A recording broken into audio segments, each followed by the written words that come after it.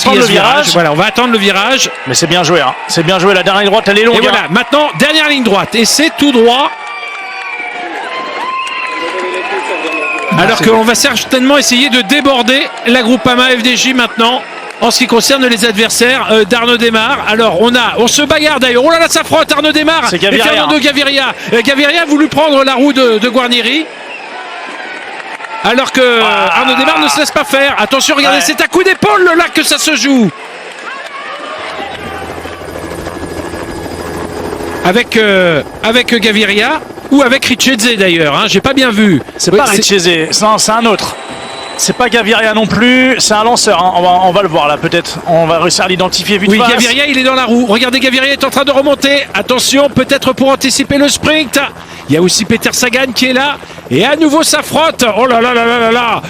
Regardez, on se cherche, c'est pas Gaviria d'ailleurs qui cherchait son sprinter, alors que cette fois ça y est, le sprint va être lancé. Attention avec Peter Sagan dans la roue. Position Sagan qui est en train d'essayer de remonter, Arnaud Démare qui lance son effort maintenant, qui va pouvoir s'imposer pour la 3e fois aujourd'hui devant Peter Sagan. Et bien voilà la victoire, la 3e victoire d'Arnaud Démare, alors que derrière on s'explique entre lanceurs, entre équipiers, parce que dans ce sprint on a bien vu quand même qu'il y avait beaucoup de, je dirais, beaucoup de pugnacité, peut-être même davantage, des coups d'épaule de part et d'autre. Vous êtes le patron des sprinters, c'est quoi le sentiment après cette victoire-là? Rien du tout. C'est quoi le sentiment après cette victoire? Non, c'est une étape vraiment très très rapide. Au début, les bordures et tout, ça a vraiment fait mal. Et puis voilà, j'ai vraiment une équipe de ouf, donc c'est incroyable, c'est incroyable. C'est un autre sprint, ça fait 3 sprints différents, on a l'impression que vous gagnez. Qu'est-ce que vous retenez là tout de suite maintenant de celui-là? Ça a beaucoup frotté dans le final. Hein. Ouais, voilà, on le savait, hein, mis à part les bordures, ça allait être un vrai sprint aujourd'hui où voilà, la totalité des sprinters serait au rendez-vous. Et donc forcément, ça a frotté fort à l'entrée de la ville. Et puis après, voilà, il y avait quand même pas mal de vent, je voulais pas lancer trop tôt. Et les gars ont encore fait un super boulot. On a alterné les rôles avec Ignatius Konovalovas qui était là à 800 mètres de la ligne, un homme à tout faire. Et voilà, après encore Maïs, Ramon, Jacopo, Simon, le petit jeune qui fait le super boulot, avec Kylian également. Donc voilà, c'est juste énorme.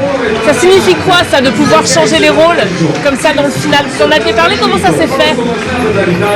Ça se fait à l'instinct.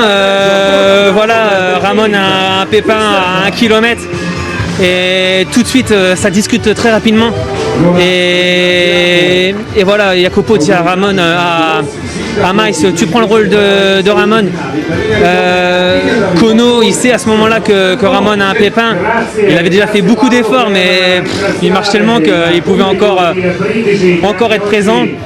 Et voilà, après on a joué aussi avec les autres équipes. C'était pas encore un sprint parfait, mais voilà, on l'a remporté. Arnaud, est-ce qu'on se donne rendez-vous demain? Demain c'est compliqué, ouais. Voilà, je suis fatigué aussi un petit peu, mais c'est sûr qu'on va se battre après. Après voilà, je vais pas non plus courir un peu sur tout demain. Demain ça me semble encore compliqué. Voilà, il y a des gros pourcentages, c'est plutôt ça qui me fait peur. Voilà, je crois que c'est 3 km à 9%. C'est quand même long. Mais voilà, on verra. Pour l'instant, je savoir celle-là.